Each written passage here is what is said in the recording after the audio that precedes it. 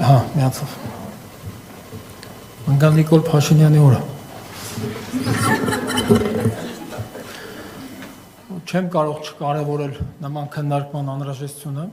որովհետև պետք է հասարակությանը ճիշտ մատուցվի։ Ի սկզբանե հարցակողական մոտեցում չեմ ուզում դրսևորել, բայց մի բան ակնհայտ է, որ այստեղ ոչ թե ինչ-որ ժողովուրդը վստահություն չունի պատվաստանյութի բաղադրության կամ ընդհանրապես պատվաստանյութի նկատմամբ։ Մի ակնհայտ ճշմարտություն կա, որ ցանկացածը կարող է հերքել, բայց ես մնում եմ իմ համոզմունքին, սա անվստահություն է իշխանության նկատմամբ։ Այսօր ինքան է իշխանությունը խաբել ժողովրդին, որ անգամ ամենալավ նախաձեռնությունը ի սկզբանե դիտարկվում է անմեղության չէ, մեղավորության կանխավարկածի տեսանկյունից։ Այսինքն իշխանությունը մեղավոր է, քանի դեռ հակառակը չի ապացուցել կյանքը։ Դրա համար էլ չեմ վստահում։ Թե չէ մենք շատ ենք հասկանում, բժիշկ չենք, որ հասկանանք պատվաստանյութը իշխանով է արդյունավետ, իշխանով չէ։ Սա իշխանության նկատմամբ եւ հատուկ հենց Նիկոլ Փաշինյանի նկատմամբ անվստահության կանխավարկածն է ստեղ գործում։ Դրա համար ժողովուրդը այդպես փախ անում, խոսափում է։ Խնդրում եմ լեքսիկոնից հանդեպ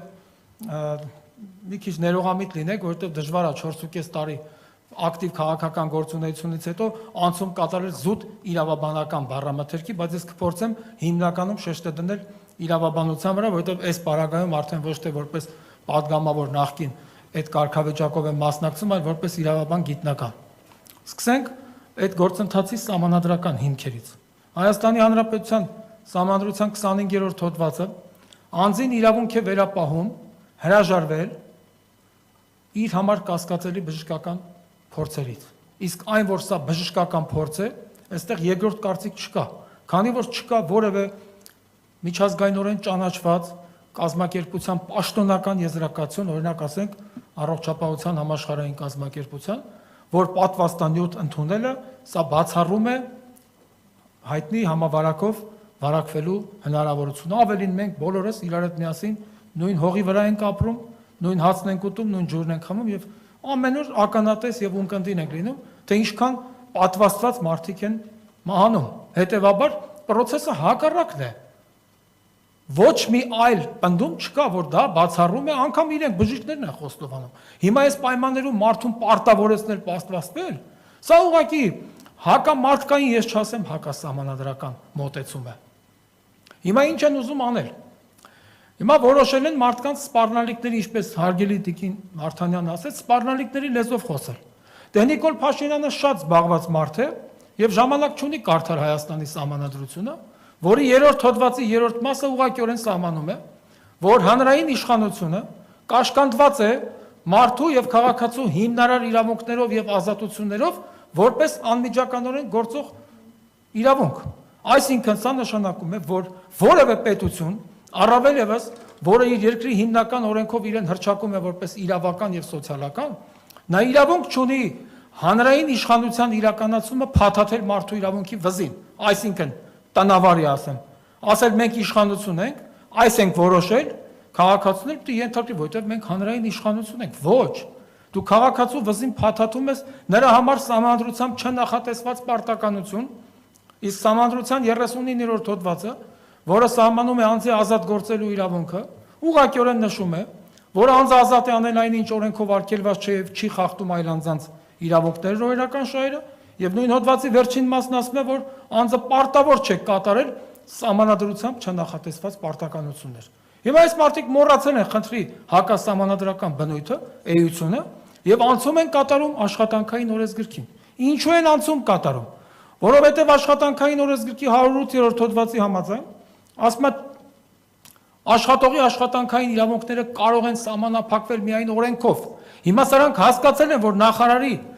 ակտը, հրամանը, սա նորմատիվ իրավական ակտերի մասին Հայաստանի Հանրապետության օրենքի համաձայն համարվում է ենթաօրենսդրական ակտ, որը չի կարող հակասել սահմանադրությանը եւ չունի օրենքի ուժ։ Հիմա սրանք որոշել են, այս իրանց, ես կասեի, հանցավոր մտադրությունը բարձրացնել օրենքի մակարդակի, որպեսզի իբր թե կարողանան ապահովել աշխատանքային օրենսգրքի 108 հոդվածի պահանջը, որ իբր աշխատողին աշխատանքից հեռացնել կարելի է միայն օրենքով նախատեսված դեպքերում։ Այստեղ էլ մեծ սխալ կա, որտեղ մեծն Նիկոլ Փաշինյանը անուշադիր է գտնվել ինչպես միշտ։ Հայաստանի Հանրապետության գործող աշխատանքային օրենսգրքի 3-րդ հոդվածի 2-րդ մասի համաձայն ասում է աշխատողի իրավունքները կարող են սահմանափակվել միայն օրենքով,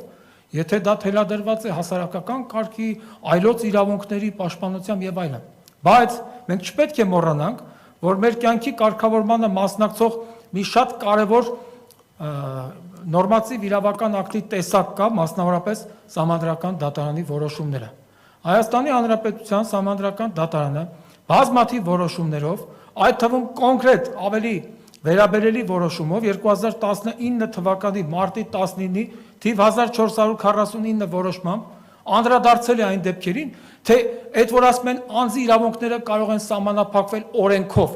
արդյոք օրենքով կարող է ցանկացած սահմանափակում իրականացվել։ Իհարկե ոչ։ Սահմանադրական դատարանը իմ նշած որոշմամբ հստակ գրել է, ամրագրել է այն դիրքորոշումը, որ եթե անգամ անձի իրավունքները, ազատությունները կարող են սահմանափակվել օրենքով, ապա անպայման այդ սահմանափակումները օրենքով անգամ ամրագրելիս պետք է հիմք ընդունեն Սահմանադրության որոշ հոդվածներ, առավել կոնկրետ Սահմանադրության 78-րդ հոդվածը, որը հռչակում է, սահմանում է, որ իրավունքների եւ ազատությունների սահմանափակումը պետք է արդարացնի այն սահմանադրական նպատակը, որի համար դա կիրառվում է եւ այդ պարբերությունը ավարտվում է մեկ այլ նախադասությամբ, որ սահմանափակման միջոցներն պետք է համապատասխանեն այն նպատակին, որով ամրագրված է Սահմանադրությամբ։ Հիմա ինչ են անում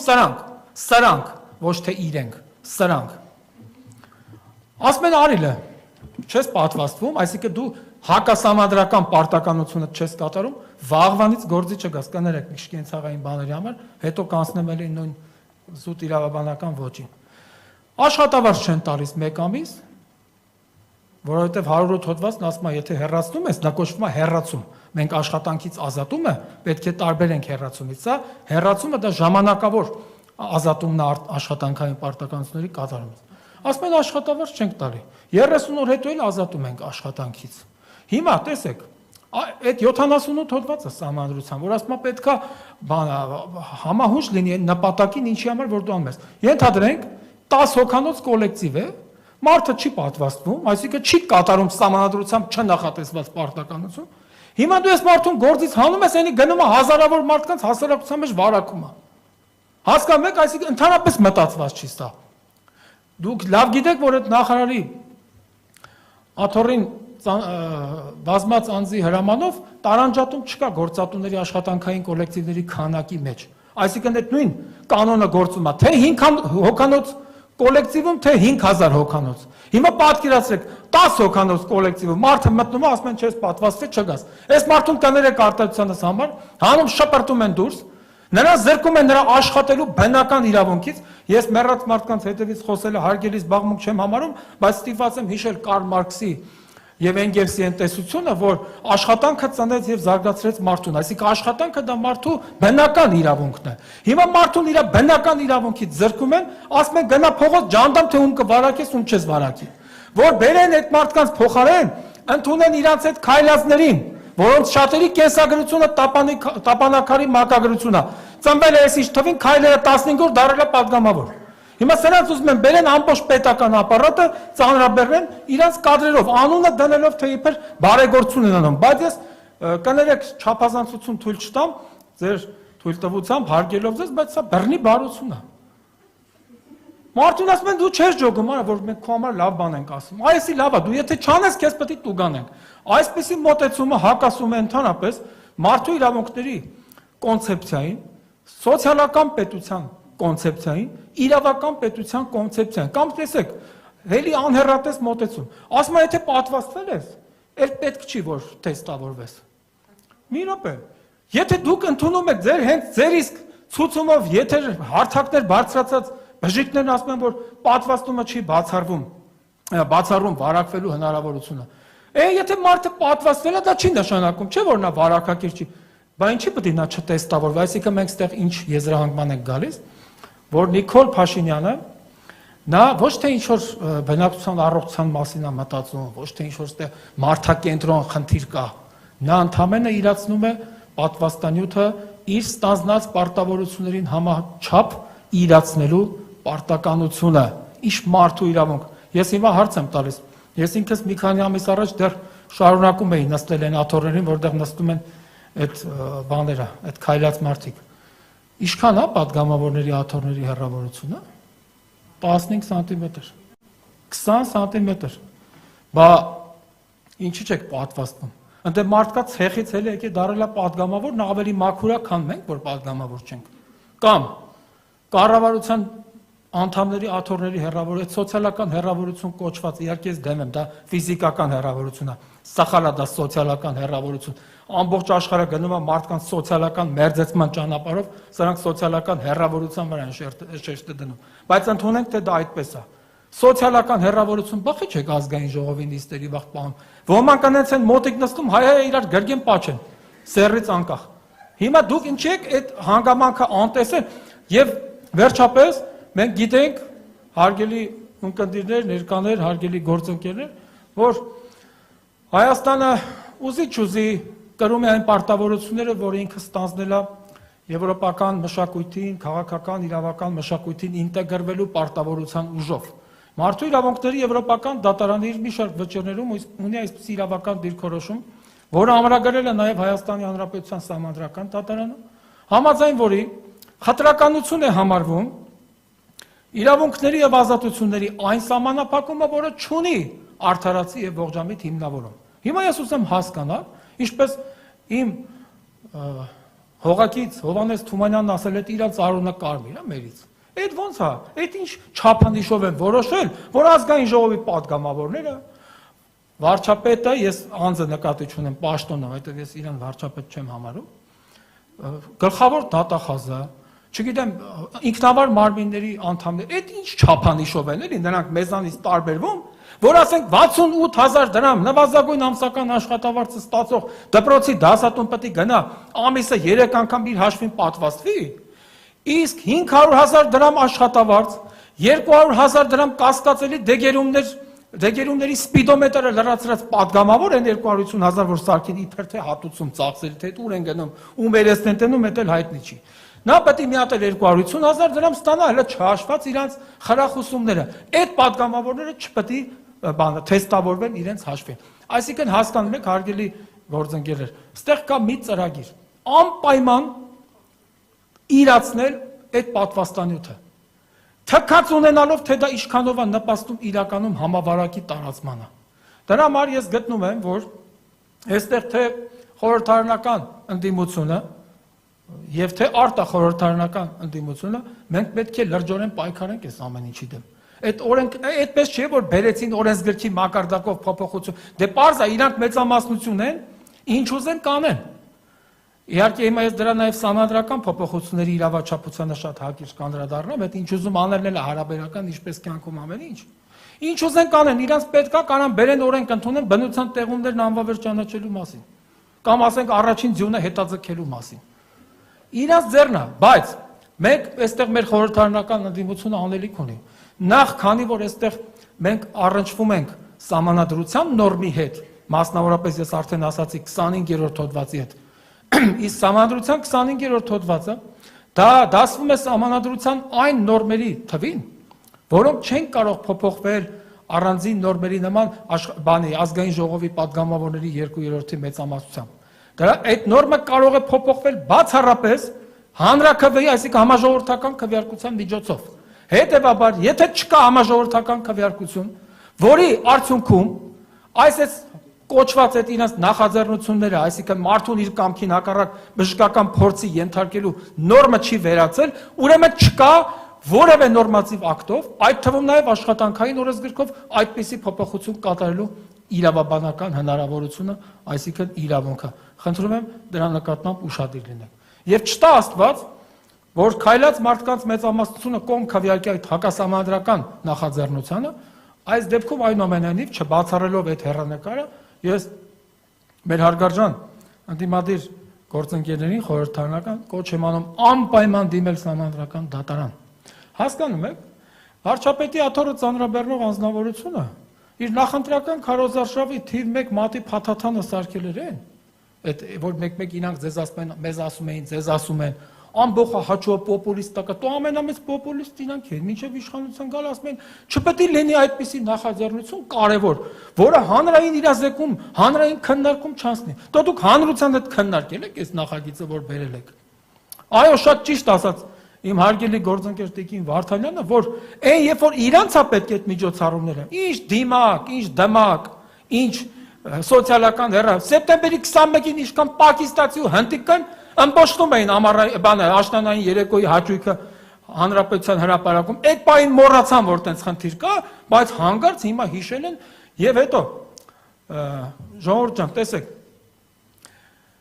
այս երկիրը ունի զբաղվածության խնդիր, այս երկիրը ունի ժողովրդագրական, այսինքն դեմոգրաֆիական այլանդակ ծանր իրավիճակ, դու մարդուն հանապազորը հաց չունեցողին սպառնալիքով իր համար անցանկալի փորձի ենթարկվելու աշխատանքից ազատում ես, կերակրող ընտանիքին սարքում ես ունեզուրկ, այս մարդը ինչ պետք է անի, ստիպված պետք է լքի Հայաստանի Հանրապետության սահմանները, ճիշտ է թե ոչ։ Դե մարդը աշխատանք չունի, մի հատ էլ անդադ վարչական տուգան կա գալի։ Մի ժամանակ որ դուրը զարկում էին, քեզ թվում էր որ մի հատ ինչ որ ծաղկեփուշ կարող ասենք թե քո ընտանիքի անդամին նվիրեն կամ մի հատ շնորհավորան։ Այսօր դուրը ծեծողների 10-ից 9 տուգան կա։ Այն որ ասում էր ժողովուրդը տուգանքի մածերալ չի, հայտնի անձը։ Դու լավ էլ սարքելա տուգանքի մածերալ։ Մի խոսքով մենք ապրում ենք մի երկրում, որտեղ առաջադեմ աշխարհը այն գիծն է առաջ տանում, որ մարդն է հասարակության բարձրագույն արժեքը։ Իդեպ այդ մասին շատ լավ գիտեք, որ գրված է Հայաստանի Սահմանադրության 3-րդ հոդվածի առաջին մասում։ Բայց այսօր մարդը այս իշխանության պատճառով ոչ միայն բարձրագույն արժեքը չէ, այլև ցածրագույն արժեքն է, արժեք էլ չէ։ Եվ այս նախաձեռնությունն էլ այդ մոտեցման համատեքստում է։ Դրա համար ես օգտվելով առիթից կրկին անգամ շնորհակալություն եմ հայտնում այս քննարկմանը ինձ մասնակից դարձնելու համար, եւ ես իմ բոլոր հնարավոր եւ թույլատրելի եւ օրինական ուժի գործադրման միջոցներով մասնակցելու եմ, որ այս հակասահմանադրական, հակամարտկային մոտեցումը կյանքի չկոչվի, որովհետեւ թվում է թե ես հիմա կարող եմ ծայրահեղ օրինակ բերեմ, բայց իրականում այդպես է, մենք բավական է կյանքին նայենք ուրիշ աչքերով, ուրիշ բան հելնենք խոսանք պատասխանատու պահերին։ Սա ազգակործան, սա պետականակործան ծրագիր է։ Ես կոնկրետ մեղադրանք հիմա չեմ կարող հնչեցնել, հաշվի առնելով անմեղության կանխավարկածի սահմանադրական սկզբունքը, բայց այն որ սա տանում է մեր երկիրը առանց էլ ծանր վիճակում գտնվող երկիրը, ավելի ծանր վիճակում գտնվելու, գործազրկության աճին, արտագաղթի աճին, սա աներկբա է, ով ինչ ուզում ասի, իրանք կարող է հելնեն շատ բաներ խոսան, շատ բաներ քննան, կամ երեկվա նախաձեռնությունը կառավարության, այս սրանով ավարտում եմ, կներեք ձեր համբերությունը չարաշահելու համար, ասում է, պետք է արդեն բանը, անձի անձնագրում գրվի իր ծննդյան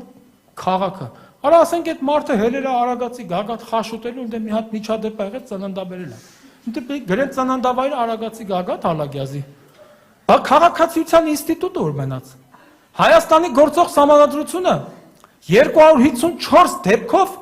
խոսում է պետություն, պետական եզրույթի մասին, օգտագործում, այսինքն պետություն ու քաղաքացի կապը սահմանադրական ամրագրում ունի։ Այսինքն մի րոպե, դու ծնվել ես Ալագասի գագաթին, հիմա դու հայ ես թե եսին ինչ ես դու, դու ոնց ես, ումից ես պահանջելու քո պաշտպանությունը, Հայաստանի սահմանադրությունը Հայաստանի Հանրապետության վրա դնում է պարտականություն իր քաղաքացուն պաշտպանելու, ինչպես երկրի ներսում, այնպես էլ երկրից դուրս, ում ես դու պատասխանող կանչելու վաղը, որ քեզ չի պաշտպանել, Ալագյազում խաշ տվող օբյեկտի տիրոջը, թե Հայաստանի Հանրապետության նախագահին, որը մոռացել է իր կարգավիճակը։ Մի խոսքով շատ կարող եմ խոսել, բայց հանդիպման, քննարկման ձևաչափը հաշվի առնելով չեմ ուզում շատ ծանրաբեռնել ձեր համբերությունը, շնորհակալություն բոլորին։ Ես կոչ եմ անում, մենք չմոռանանք մի բան, որ մեկ այդ նախագծի վաղ